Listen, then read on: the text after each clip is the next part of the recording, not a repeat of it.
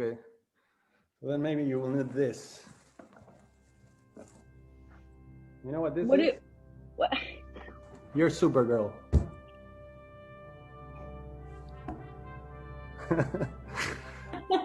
Felicitaciones. Muy bien.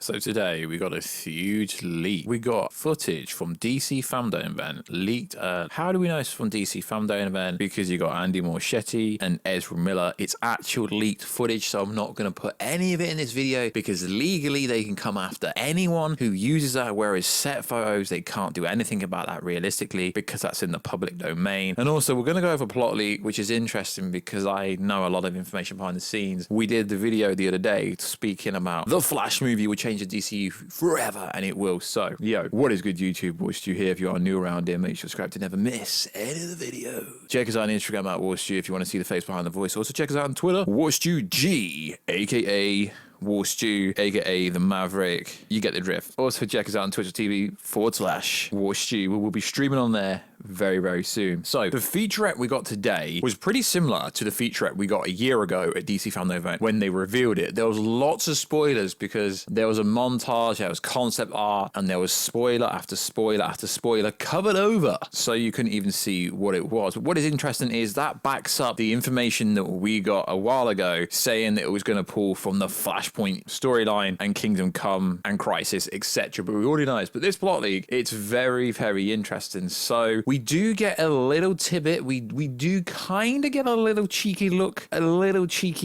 of the suit that they could be using in this movie. And if you actually do look for said video clip now, it's been pulled off the internet because it's a real leak from Warner Bros. Side, which is pretty funny. And the Ezra Miller suit looks fantastic. We get a little look at Michael Keaton's suit, and then we get a look at Sasha's suit. Now, what is interesting is some people seem to think she's playing Kara Zor-El, but she literally looks nothing like Kara, which is interesting. So I guess you could say the people behind the suits in the highlight reel featurette, I'm pretty sure it could be Cyborg. Some people think it could be Ben Affleck, but why would they hide the Ben Affleck reveal? Pretty interesting that they've revealed the Michael Keaton logo, the Flash logo, the Supergirl logo, but no Batfleck. Ezra Miller literally says there's multiple Batmans in this movie. So let's go over this potential plot leak. Careful for spoilers, I don't want to ruin your life, but I do know a lot of information behind the scenes already. So it's coming from 4chan, and don't get me wrong, 4chan's not the most reliable, but it kind of is because it's anonymous. So the Flash, Ezra Miller, the Batman, Ben Affleck investigate the murder of the Flash's mother, Nora, to prove the innocence of the Flash father, Henry Allen. Batman informs the Flash that he assembled the Justice League after receiving a message from the future, older version of himself, and this lines up with how Ben Affleck's going to actually appear in this movie. It will more be in a flashback kind of early on in the movie point of view, so this does line up with this, but this person could have posted this after I put the video out there, and a few other people have spoken about it. Flash knows it's dangerous to alter the timeline, but is inspired by Batman's revelation to travel back in time to warn his parents of their fate so they can avoid it. Flash instead breaches dimensions barrier and ends up in a parallel universe where the government is hunting meta-humans. To be fair, this does line up with a massive World War III meta crisis villain, so to speak, but there's a lot of stuff in this kind of potential plot leak that I think is really made up. Flash meets old Batman, Michael Keaton, who decides to help him return to his own universe before the dimensional breach that he accidentally created destroyed both realities. Now, this doesn't really line up because the vibe I was getting was Bruce Wayne, Michael Keaton, is going to be hesitant at first, but then he will help him. The government deploys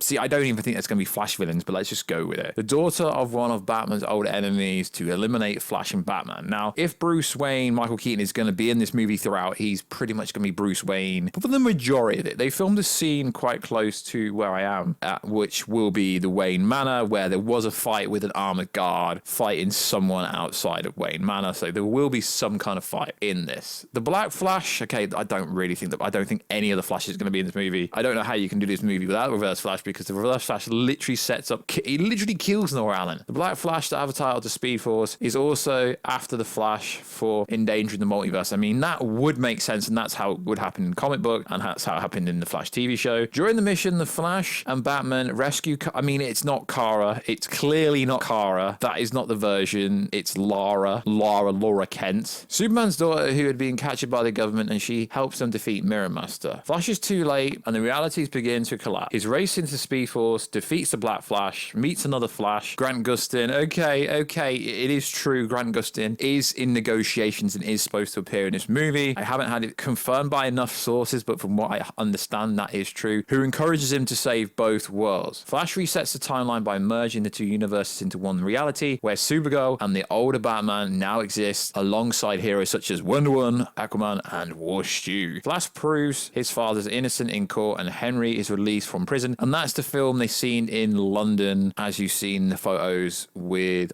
Iris West, etc. Batman decides to assemble and lead the heroes of the new world. Now, this is the agenda that a lot of people online seem to think that Michael Keaton is going to be behind the next kind of Justice League movie, which literally makes no sense because he's in his 70s, which, don't get me wrong, he could do it, but it's not very likely. Kara becomes Supergirl to honor her father. She's not playing Kara, she's playing Lara Kent, or the aesthetics of that. Ben Affleck only appears as Bruce Wayne and does not suit up. From what I understand, that is actually true, but then again, he does suit up from what I understand at some point. Flash learns that he sacrificed himself to save the world when the realities began collapsing. Michael Keaton also spends most of the movie as Bruce Wayne and only suits up in the third act in a CGI armored suit based on Kingdom Come comics suit. Okay, that is true, but like I said, there is a Batman fight outside Wayne Manor. Don't know where that will play in the movie. Flash has a new nanotech suit designed by Batman that can be stored in the Flash ring. Now, we have seen Barry Allen, Iris West. There's that scene with outside in London where he's got the Flash ring on, so potentially that could happen. Iris West doesn't have a big role in the movie. She is Barry's girlfriend in the DCEU, but doesn't know him in this parallel universe. Okay, a lot of this second bit here seems like this was done purely after the public filming. In the third act, Flash briefly visits parallel universes where Brandon Routh as Superman, Linda Carter as Wonder Woman, John Wesley Shipp as Jay Garrick. The Jay Garrick bit is pretty much made up. Reverse Flash is briefly alluded to when the Flash senses there is someone else in the Speed Force during the final battle. I mean, there's got to be some reference to him. That would make no sense. Gal Gadot and Wonder Woman, who is Wonder Woman, Jason Momoa's Aquaman, appear in this movie, but there is no reference to Ray Fisher's Cyborg, although one of them spoilers looks like him. He was supposed to have 2 weeks of shooting, which is not reshoots. Henry Cavill's Superman does not appear, but is referenced to, and does not appear to be erased from existence at the end. Why would he? So is some of this true? I think a decent amount of it is true. The whole fact that he would try and run back in time and mess up the reality, and then Michael Keaton's Batman will help him, that's true. So a good bunch of this is true, but I've not had it confirmed if Ben Affleck will suit up at all, so I'm unsure about this. But to be fair, guys, this could actually play like this. I'm pretty sure it's not Kara, though. Some freaking fancy website has tried to make out it's Kara. Now, if it is Kara, why are they changing their hair color and making it look like a completely different character? It's good that Superman isn't dead in this universe, because he isn't dead, and we know Henry Cavill Superman will be reprising his role again, either in Black Adam, Shazam 2, or Aquaman 2. I know, but he has got one role left in his contract, and at the moment, they're the only movies. It's got to be The Flash. Clearly, if they've got Supergirl, he won't be in this, but he could be. A lot could change because this doesn't come out till next year. So, you know, the merger with Discovery might go through. So cheeky cameo could slip in, or Shazam 2 or Black Adam. He could appear in any of them. So yeah, this is pretty interesting. I don't believe Mirror Master will be in this. Don't believe that, because that would turn it into a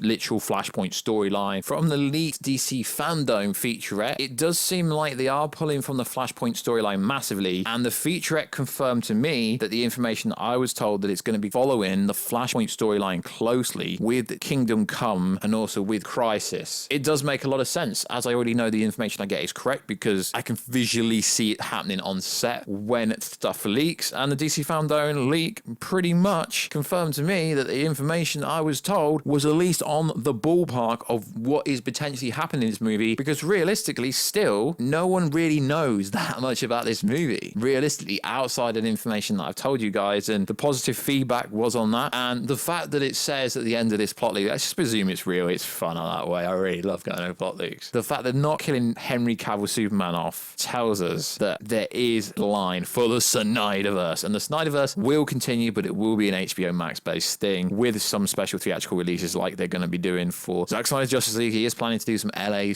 viewings of the movie, I think in the Universal Park or something like that. He did say on a live stream recently. So like always, guys, guys, I will keep you up to date with all the latest and greatest DC, Marvel, pop culture news, especially with the Flash. As you guys know, Flash is literally in the logo, he's in the banner, he's in the intro, he's in the outro, and literally I started this channel on the Flash, so I'm going to be covering the Flash movie massively going forward, as I always have. So like always, guys, I will catch you in another video very soon. Check us out on Instagram at Warstu if you want to see the face behind the voice, and also check us out on Twitter, WarstuG, aka The Nightman. I will catch you in another video very soon. Catch ya later.